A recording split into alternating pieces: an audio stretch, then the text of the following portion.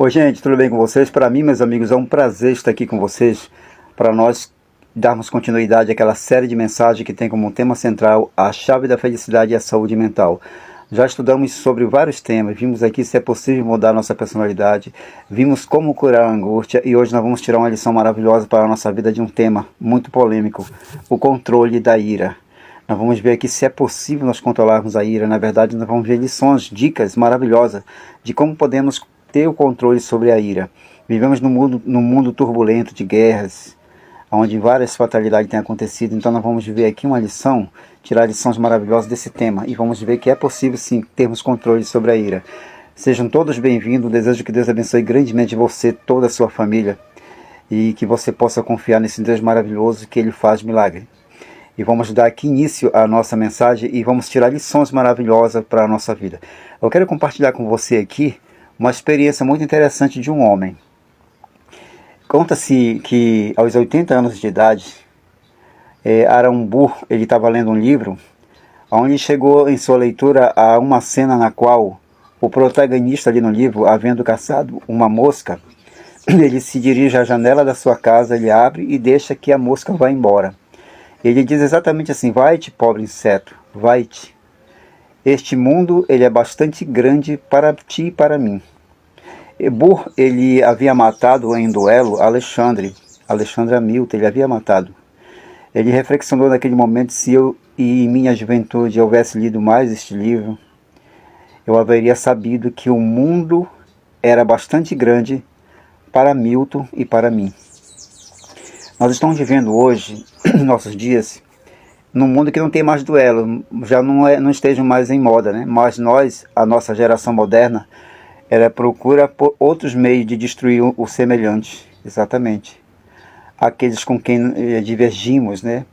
Privando-os de amigos, de fortuna ou até de sua profissão. Qualquer que seja o motivo, muito raramente se justifica uma ação tal.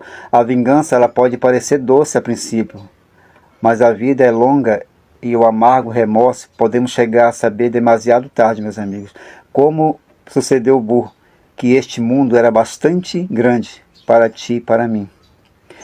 Quando compreendeu isso, já nada podia fazer para reparar o dano que ele havia causado, né? Que ele havia cometido.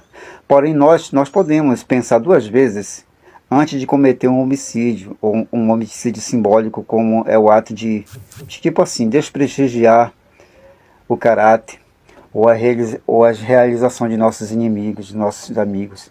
Isso de prestigiar o caracteres ou realizações. Pensar alguém não implica necessariamente em ira. Muitas das vezes se faz com toda frialdade. Sim, é verdade, mas fazer por ciúme ou por ódio, que são duas formas que infelizmente assumem em nossa vida a emoção designada pelo nome de ira. A ira, na verdade, é o gigante vermelho da alma. Segundo a expressão da doutora Mila Lopes, ela nos fala da ira vermelha, da cólera verde e do pálido ressentimento. Esses são os nomes que ela dá. São outros tantos disfarces da mesma emoção, a ira, como a preocupação, a ansiedade, a angústia e o pânico. São diferentes manifestações do medo, hein? Infelizmente, o medo e a ira, a aflição e o ressentimento, de fato, a ira ela é filha do medo. No negro ventre do medo geram-se as rubras faces da ira. Diz o psiquiatra citado realmente, ao nós estudarmos as manifestações ali do medo, né, classificadas imperfeitamente como preocupação e aflição, se aplicava ao ressentimento e à animosidade, que são manifestações, ou melhor, ramificações do ódio e da ira. Sem dúvida alguma, o aumento das enfermidades hoje, psicossomáticas, ela se deve ao ciclo constantemente repetido em nossa época das duas emoções de emergência, o medo e a ira. A primeira deprime, porém dá alarme ao nosso organismo, que reage imediatamente com a ira. E esta libera as energias que, se não forem usadas logo em forma útil, se desprendem em 1000 formas nocivas. Se conseguimos eliminar muitas das ocasiões de alerta, que quer dizer as causas de nossos temores, ali nós haveremos dado um grande passo na eliminação das ocasiões de manifestar ira. Como se vê, nós voltamos sempre a comprovar que as grandes emoções, elas vão unidas em nossos complexos e devemos tratar com todas elas e agir sobre todas elas. Temos que fazer isso. Como no caso do medo, nos convém reconhecer diversos disfarces do medo que podem assumir ira antes de ver quais são as melhores maneiras de controlar. Nós recorremos novamente aos 4 gigantes da alma, onde a doutora Mira Lopes ela diz que tem exposto onde pode esconder-se a ira. Ela se apresenta as camuflagens que podem assumir nos impulsos, sede de justiça, crítica, ironia, humorismo, soberba, e nos fala ela da ira em conservar que se revela nos ódios religiosos, raciais, políticos, profissionais e familiares também. E não poupa frases ela falando, quando se trata de considerar as principais expressões do ódio na vida. Na nossa vida diária, o desprezo, a vingança, o ressentimento e até o perdão conciliatório que se dá geralmente com arrogância e falta de sinceridade. Isso tudo acontece. O Dr. Bispe, ele é um destacado psiquiatra nos Estados Unidos, ele apresenta as três emoções, o ciúme, o desejo de vingança, o remorso, como os 3 fatores destruidores da personalidade de uma pessoa. A primeira dessas emoções é possivelmente a mais universal, ainda que a segunda seja talvez a mais propensa a destruir a vida de quem a tolera em sua vida. Mas falando em geral, pode-se dizer que infelizmente as 3 vão ali comumente entrelaçadas, né? bastante unidas. É claro que os ciúmes, eles não se apresentam em todas as pessoas pelo mesmo motivo. Mas todos, porém, devem pôr-se com certeza em guarda contra eles mesmos, as pessoas que asseguram não ter ciúme. Nunca senti ciúme, nunca tem gente que diz, mas tem que admitir que tem. Certo homem disse uma vez em roda de amigos, depois de ele jantar, que ele era capaz de apostar que nada do que se pudesse ensaiar poderia suscitar inveja na sua esposa, com a qual ele estava já casado havia 20 anos. E, em verdade, aqui a senhora W, diz o psiquiatra, que era uma das mulheres mais equilibradas, confiantes e alegres que ele conhecia. Ela era amiga de um psiquiatra. Qual não foi a surpresa do amigo, do psiquiatra, quando ele recebeu um dia, um ano mais tarde, um ano depois, em seu consultório, exatamente aquela mulher, a visita daquela senhora, a esposa do homem a que nós estamos se referindo aqui, que não tinha nenhum problema de nervos. Ela disse: doutor, venho consultá-la a propósito de meus filhos. Falou ela. O que se passa? O psicólogo perguntou. Sofrem dos nervos? Estudam demais? Ela disse: não, doutor, nada disso. Foi a resposta que ela disse. Depois ela afirmou: vim consultar aqui o senhor hoje a respeito de mim mesma. Então ela contou a história. E aquela boa senhora, ela contou que ela havia colocado os filhos, meus amigos, num colégio muito caro. Num colégio demasiado, muito caro mesmo para os recursos da família. Ela tinha que pagar elevadas taxas, além dos lucros, dos uniformes, etc. O esposo, ele não ganhava o suficiente para mantê-los ali, os filhos, em tal estabelecimento. Mas ela não se convencia de ter que retirar os filhos daquela escola, não. Ela estava determinada a deixá-los lá, pois ela acreditava que eles têm o mesmo direito dos outros alunos. Ela sentia ciúme e inveja com tantas outras pessoas. Ela não desejava joias nem luxo para si mesma. O amor maternal desorbitado era o seu ponto fraco. Os seus zelos exigiam vingança e o pobre esposo é quem sofria as consequências. Os filhos ficaram na escola luxuosa. A mãe exigia que o esposo aumentasse com as outras atividades a renda da família. E essa senhora, ela se foi enchendo de um espírito de amargura, de crítica. Ali o lar, antes que era feliz, fosse desintegrando. Os zelos e a vingança arruinaram a vida de toda aquela família. E continua, né, o seu esposo, que sempre havia sofrido de uma afecção crônica benigna, ele morreu subitamente em seu escritório 10 meses depois. E 10 meses depois que a filha lhe colou grau. Mas a tragédia ela não terminou aí com isso. Aquela senhora, depois dela ceder aos ciúmes e ao desejo de vingança, ela foi vítima do remorso e compreendeu o mal que havia feito. Foi presa de pesar. Ela lamentava dia e noite, dizendo: foi culpa minha, eu matei o meu marido. Ela ficou com os nervos abalados, teve de ser internada numa instituição especializada ali, onde se achava ainda 5 anos atrás. O que é mais incrível: os ciúmes e a vingança, o remorso. Essas emoções são, em verdade, como cancros na alma. Elas difundem-se, elas produzem-se umas às outras e consomem ali e destrói o homem, né? E acham-se entre as forças mais destruidoras que o homem e a mulher, ou então até mesmo a criança, têm de combater para viver em paz nesse mundo. Em paz consigo mesmos e com os demais. Mas existe, todavia, algo mais a considerar a respeito desse trio funesto, que é o instinto do eu, é que se expressa em forma desequilibrada dos ciúmes. Esse instinto é, como sabemos já, o que determina que sejamos aceitos e apreciados, e que achemos o favor da pessoa que amamos, e que possuamos bastantes bens para nós sermos desprezados. E quando o instinto do eu, ele não pode expressar-se das maneiras mencionadas, ele se transforma num sentimento de inferioridade.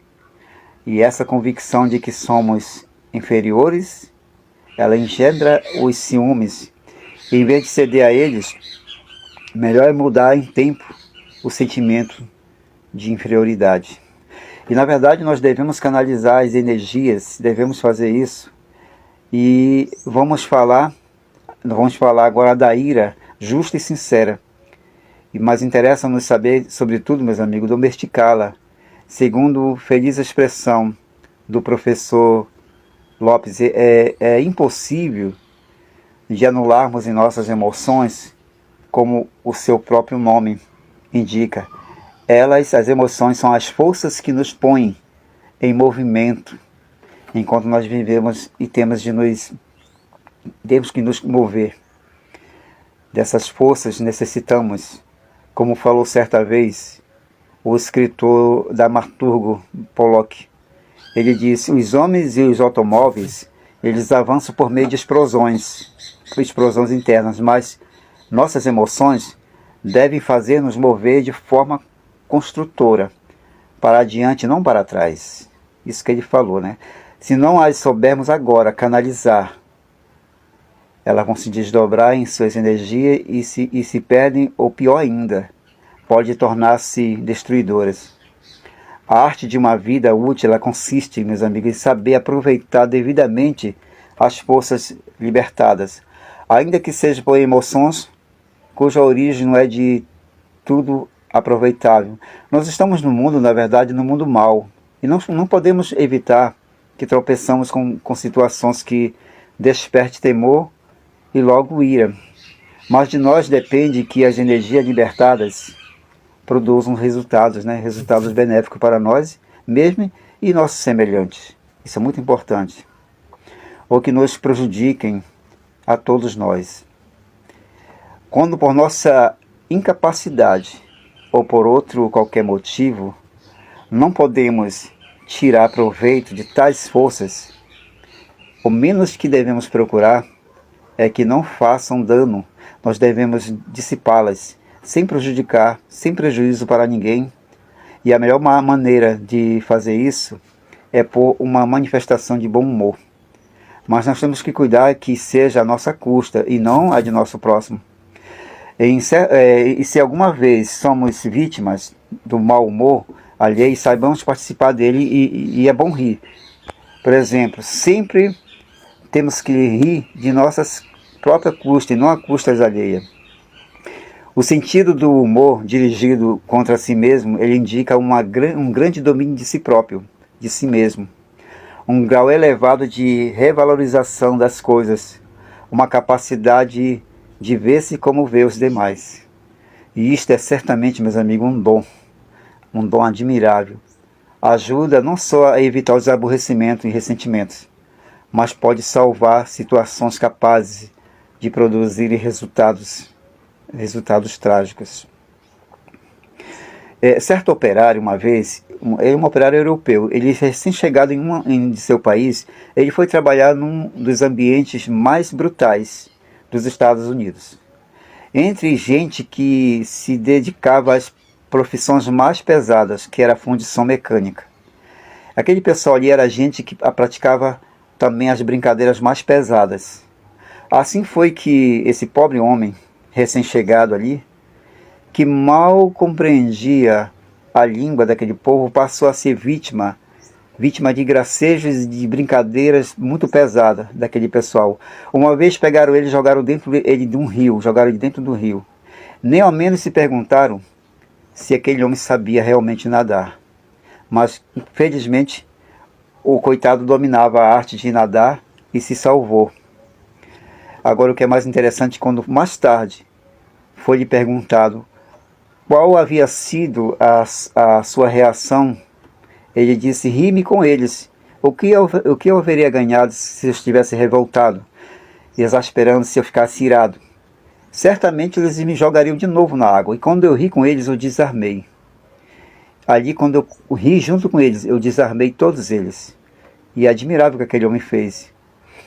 É muito difícil que surja uma briga, uma discórdia com um grupo de pessoas que estão rindo, né? É difícil ter onde as pessoas estão rindo. O riso é muito importante. O riso é um sintoma de felicidade. E a necessidade que temos hoje se manifesta pelo auge que alcança a indústria das diversões, né? Quando não depende hoje a humanidade para que alguns humoristas especializados a façam rir, não é verdade? Aquele rude operário, ele encontrou a maneira mais fácil e barata, né, de rir. Uniu-se aos que riam à sua custa. Tinha o dom de cativar as pessoas. E tinha de tal maneira esse dom de cativar as pessoas que ele logo foi nomeado capataz entre todos aqueles companheiros. Ele chegou também a ser o maior produtor na indústria ao qual se dedicou, porque sabia manejar os homens e obter sua cooperação. E durante muitos anos, ele foi o braço direito de Andrés, o rei do aço. É importante, né? Muito interessante essa história. Rir, meus amigos, rir é saudável. Temos mais que dizer sobre o riso, como falar de saúde mental, como meio de dissipar a energia desencadeada em nosso organismo pela ira. Para rir-se, quando há motivos de raiva, necessita-se ter sobre si mesmo um domínio que só se pode adquirir pela disciplina, significa alcançar a verdadeira grandeza. Diz o sábio Salomão: melhor é o longânimo do que o valente, o que governa o seu espírito, do que o que toma uma cidade. Salomão falou isso, muito importante dominar a ira. Conta-se que certa manhã, enquanto o conde de Marechal da França, sob o reinado de Luís VI, ele se encontrava debruçado numa janela de seu palácio. Antes de vestir-se para sair, ele viu um vulto de um de seus criados e não reconheceu seu criado. Assim, de costas, ele pensou tratar-se de um companheiro seu, pois o vulto estava destituído de adornos. Ele aproximou-se pé ante pé e deu-lhe uma fortíssima palmada. O marechal, que havia comandado os exércitos da França naquele momento ali, em mais de uma vitória celebre, apesar de sua relativa pouca idade, ele se virou rápido e o criado então percebeu, aterrorizado, o erro que ele havia cometido.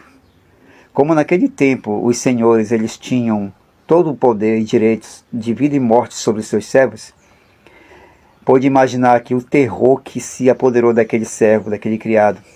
Ele caiu de joelhos e, quase desmaiando, ele disse: perdão, Senhor, perdão. Eu pensei que fosse José.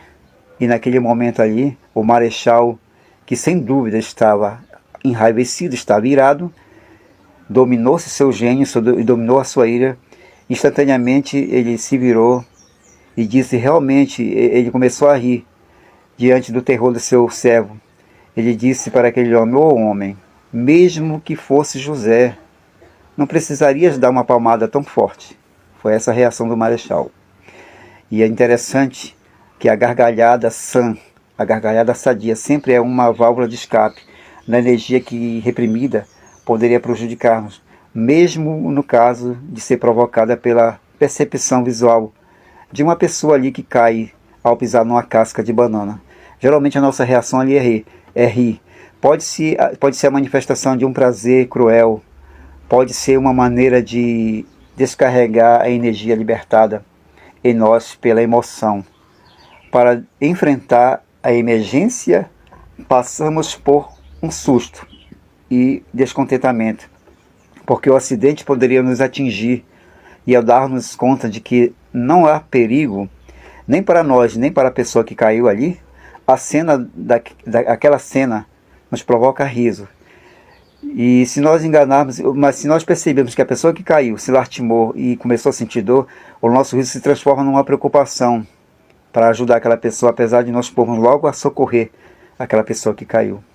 A nossa reação diante da situação de perigo e outra que não apresenta perigo é a expressão de uma emoção agradável, cujo automatismo comprovamos quando ouvimos os risos espontâneos que mencionamos já da criança, né? A criança que se joga ao colo quando cai depois que foi jogada para cima pelo seu pai. E nós temos que evitar também, meus amigos, certos equívocos. É muito importante evitar, sem dúvida.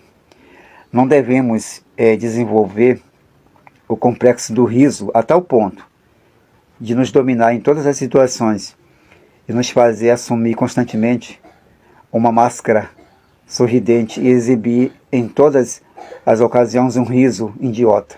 Não. Não cabe dúvida de que, se queremos ser apreciados como amigos e companheiros, como pais e irmãos no lar, nós teremos muito mais êxito nisso se nos acostumarmos ali a buscar, né? Muito importante, a buscar o lado alegre das coisas e sorrir sinceramente e não reprimir o riso. São rir e o mundo rirá contigo. É isso às vezes, e é verdade. Também se pode dizer, meus amigos, ser melancólico e pessimista, e todos se afastarão de ti. Isso também é uma realidade. Basta, porém, né, com esta maneira sensata e útil de controlar o gigante vermelho que é a ira. Nós vamos ver algumas outras formas de canalizar a energia que se origina em nós. Sabemos já que de nada vale que alguém nos diga, ou digamos a nós mesmos: não te encolarize, não fique irado, não tenha ira, quando notamos que a emoção da ira já está em nós. É porque já se há produzido. O que nos interessa é saber o que vamos fazer com a ira, não é verdade? Que se apresenta em primeiro lugar. Agora convém que saibamos evitar os modos ineficazes de manejar a ira.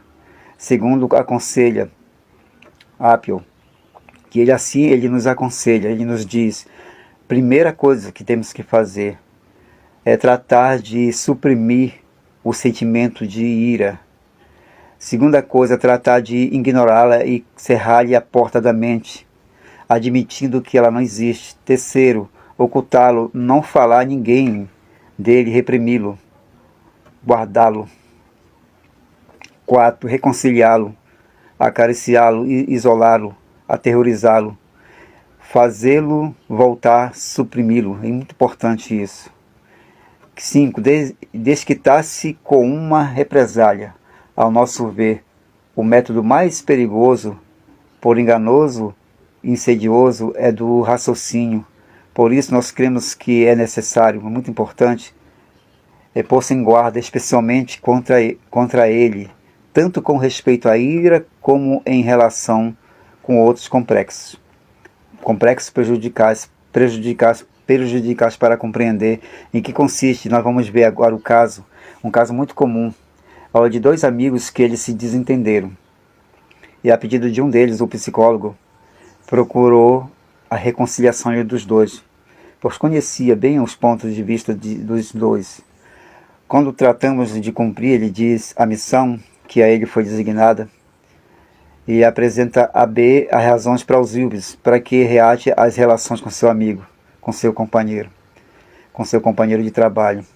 Ele se surpreendeu com a seguinte declaração que um deles disse: eu não digo que o meu amigo seja perfeito e possa haver feito coisas que haja prejudicado a ele, mas eu conheço ele muito bem.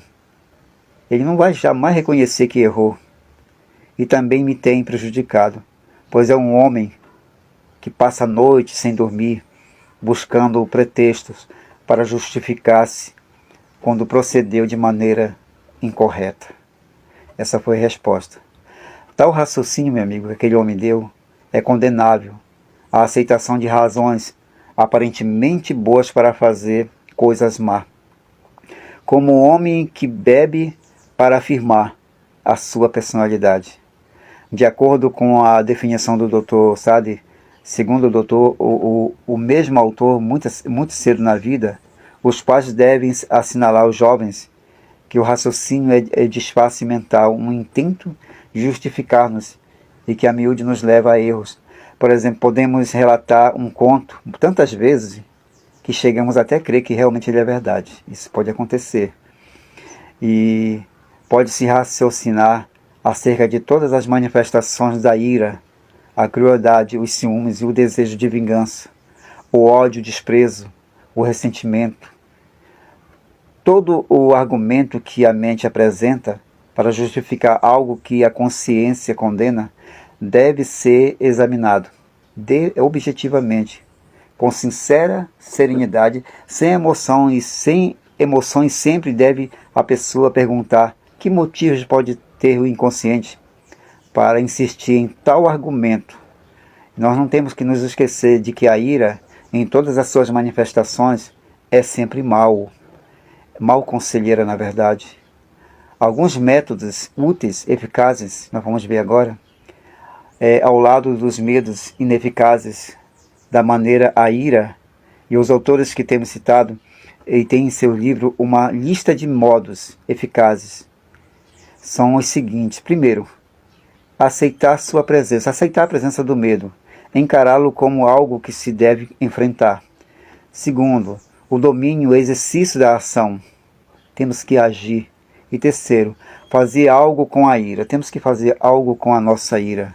Naturalmente, porém, são muitas as coisas que se pode fazer. Por exemplo, pode-se tratar de compreender a ira, a sua causa, a sua magnitude, contra quem se dirige, se é adequada, que outros motivos pode ter além dos aparentes. Quer dizer, fazer todo um trabalho de juízo a respeito da ira. Isso é muito importante. Não se pode dizer que a ira seja sempre má. Há momentos em que se justifica a santa indignação. Em mais de uma ocasião, ali o próprio Jesus, ele deixou transparecer sua ira. Quando aqui na terra ele expulsou do templo os vendilhões que estavam ali vendendo, profanando, fazendo um negócio da religião. E quando acusava os fariseus e os escribas, ele chamava de hipócritas, e que impediram que o povo conseguisse a salvação. Jesus manifestou certa ocasião a ira santa. Não cabe-nos aqui assegurar de que a nossa indignação seja verdadeiramente santa ou não. Agora, entregar-nos à racionalização a respeito do fanatismo, seja religioso, racial ou ideológico, mesmo em nome da ciência, é mais que uma manifestação de ódio. É sinal de falta de equilíbrio mental. É uma forma benigna de loucura, diz o Dr. Caprio, que ele diz assim: o fanatismo definitivamente é uma enfermidade mental, seja o seu ou de seu vizinho. O exame de nossa indignação deve ser imparcial e sereno, e deve sobretudo desmascarar todos os motivos que a astuta racionalização possa atribuí-la. Isso é importante. E falando das emoções e da necessidade de controlá-las, um psicólogo, Dr. Gunner, ele fala das diferentes atitudes que nós podemos assumir em face das situações que podem significar uma ameaça para nós, se calcularmos que vamos enfrentar alguma ameaça particular. Devemos representar-nos como enfrentando-a já e empreendendo qualquer ação que requeira, diz ele, chama a agressiva esta atitude, mesmo que não se refira necessariamente a uma disposição à luta literalmente, mas fazer frente às situações como valor em vez de covardemente delas fugir. Temos que enfrentar a nossa ira. O autor assim se explica. Essas atitudes, elas produzem uma outra atitude, que venha o que vier, farei frente à ira, e eu enfrentarei o problema, em contraste com aquela outra que raciocina, espero que nada suceda. A primeira nos dá serenidade, não livra da preocupação de que possa suceder alguma coisa. Se o caso se apresenta, nós estamos preparados para recebê-lo. Isso é muito importante. Para os hipersensíveis, e há pessoas excessivamente sensíveis que não podem sofrer emoções sem ficarem muitas afetadas, na verdade, no físico por qualquer temor. Aumenta as suas pulsações, tem tensão muscular, temores, indigestão. Em geral, se são muito sensíveis ao medo, ou são também à ira, posto que esta última segue quase a primeira. Estas são as pessoas que necessitam vigiar-se de maneira especial. O Dr. Gunner, como um homem que ele conta que como um homem que anda em um cavalo puro sangue, este cavalo se espanta facilmente e propende a sobressaltar-se até corcovear, porém é muito rápido e esse cavalo é bom para saltar valas e obstáculos. Agora, se o homem aprende a manejá-lo bem, esse cavalo, este lhe será de grande auxílio e valor. Deve aprender a acalmá-lo e acostumá-lo a tudo. Deve adestrá-lo para que vá adiante. Venha o que vier. Assim também as pessoas de constituição emotiva de puro sangue devem também aprender, meus amigos, a manejar e dirigir as suas emoções. Isso é muito importante, isso aí. Cartase em psiquiatria, cartase significa limpeza. É a raiz da expressão catártico ou purgante. Neste caso, porém, se refere ao espiritual. Ao neurótico, conta o médico tudo o que se sente, o que tem feito. E frequentemente, ao contar tudo isto, ele chega a ver os pontos de partida de sua fobia e de suas debilidades, e curam-se os seus sintomas. Outras coisas que se podem fazer com a ira são tratar de estipar sua causa, se esta ainda se apresente, ou se há perigo que se volte a apresentar-se. Isto nos parece se aplicar especialmente à forma de ira que chamamos de ódio, mesmo em sua manifestação mais benigna, que dizemos o ressentimento. Esta última tem sido tratada amplamente na angústia ou aflição, que se o ressentimento destila constantemente veneno em nosso organismo, o ódio em sua forma mais intensa é tanto mais venenoso, meus amigos, é muito mais venenoso. O ódio, ele destrói a saúde, ele destrói a nossa saúde. O ódio, ele é tão o grande destruidor da felicidade também, da nossa felicidade própria como da felicidade alheia. Pode ser uma fonte de enfermidades e fracasso. Conta o Dr. W.F. MacDonald o caso de um homem, em outros aspectos inteligente, que ele permitiu que o ódio envenenasse sua vida. Esse homem havia tido bom êxito em sua profissão, e como havia chegado à idade madura, Por sua experiência, ele devia ser de elevado nível de produção no seu trabalho. Mas assim não se dava. Não só eram os resultados de seu trabalho inferiores e pouco satisfatórios, mas ele mesmo apresentava outros mais sintomas.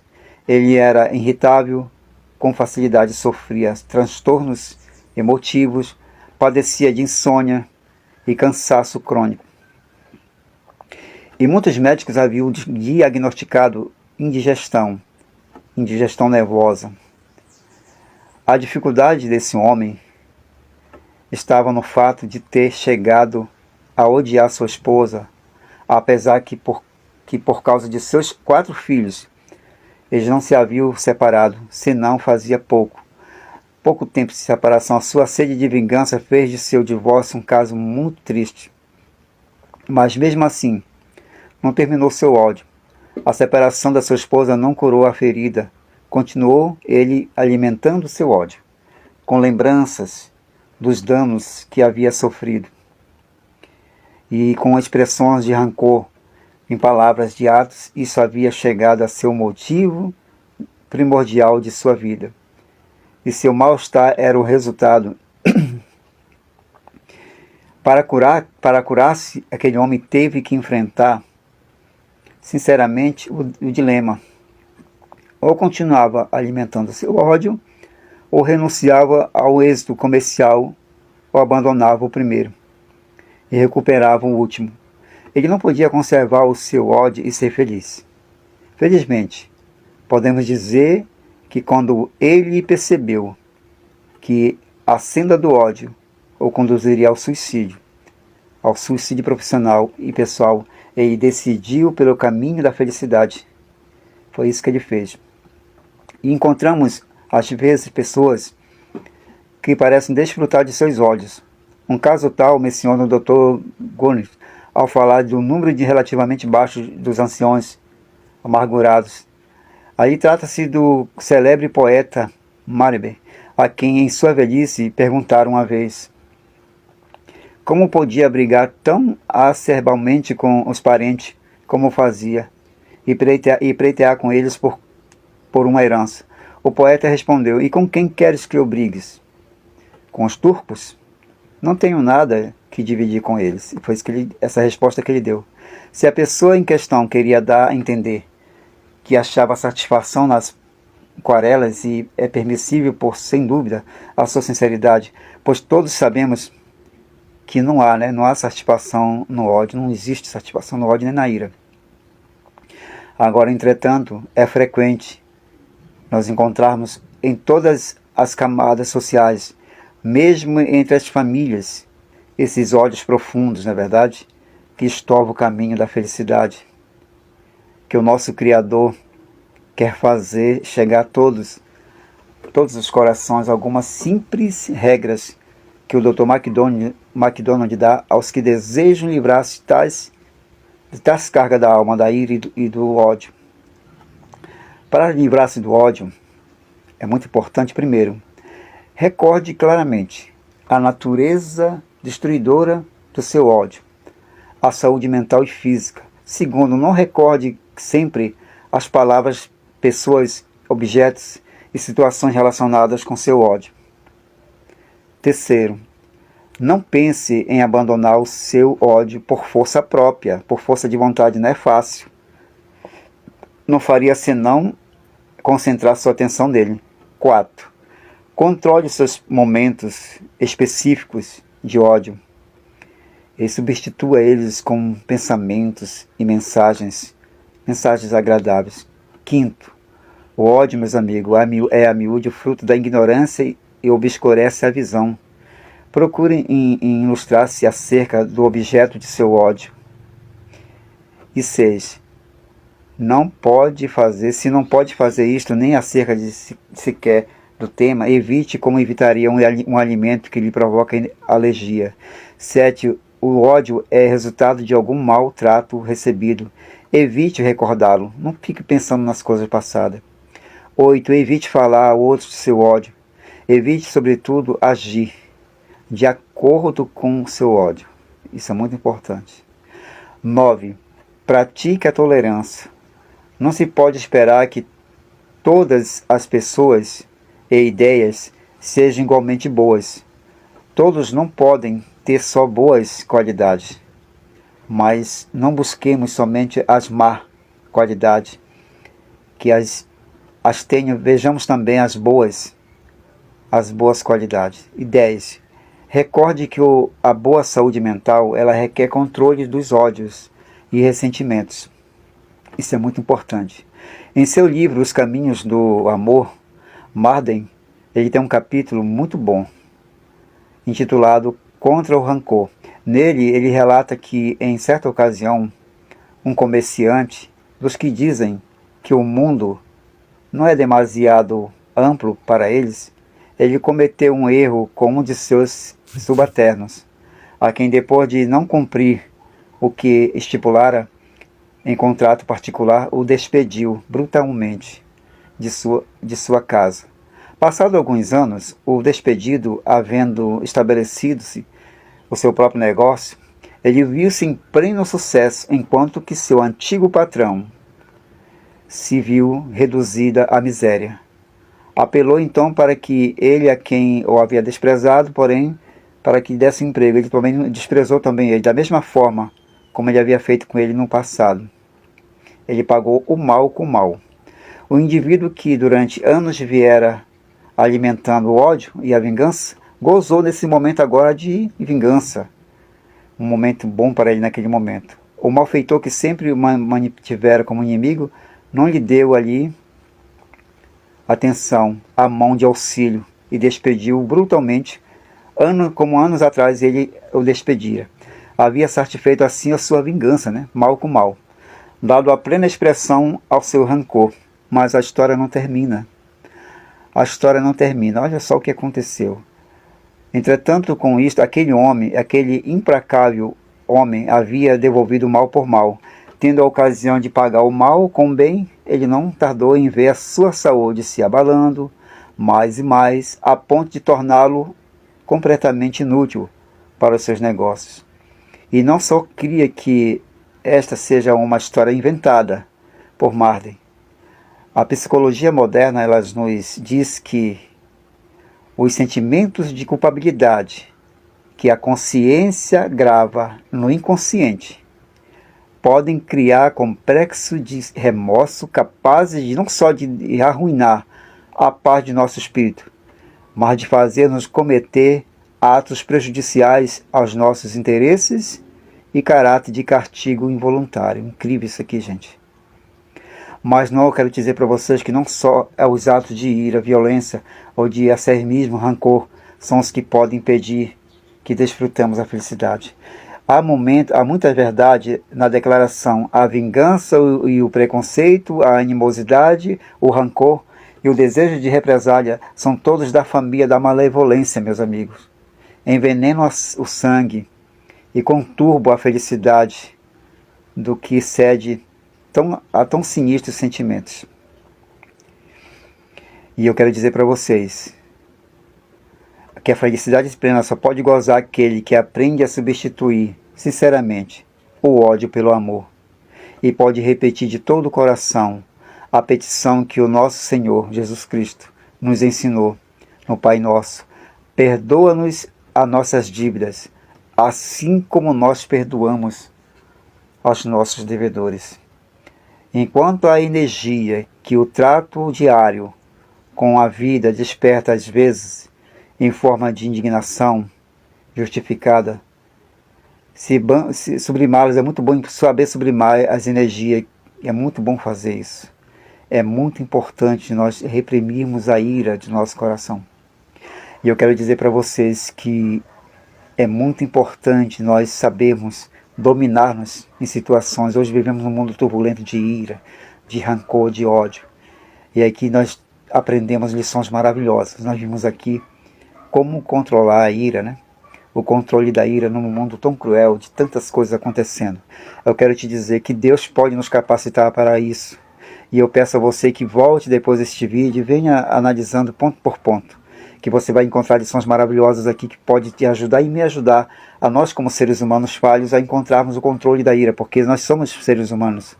Mas Jesus, ele nos deu exemplo, né? Ele foi um homem humilde, ele foi esbofeteado, ele foi humilhado, mas ele venceu a ira. Meu querido amigo, minha querida amiga, que possamos tirar lições maravilhosas dessa lição hoje do controle da ira, e que seja de grande benefício para você, na tua vida. E desejo que Deus abençoe mais uma vez a sua família, a tua vida e toda a tua família. Que Deus te conceda muitas bênçãos, é o meu sincero desejo. Até o nosso próximo encontro, é o que eu desejo. Um grande abraço, fique todos com Deus. Amém. Tchau, tchau.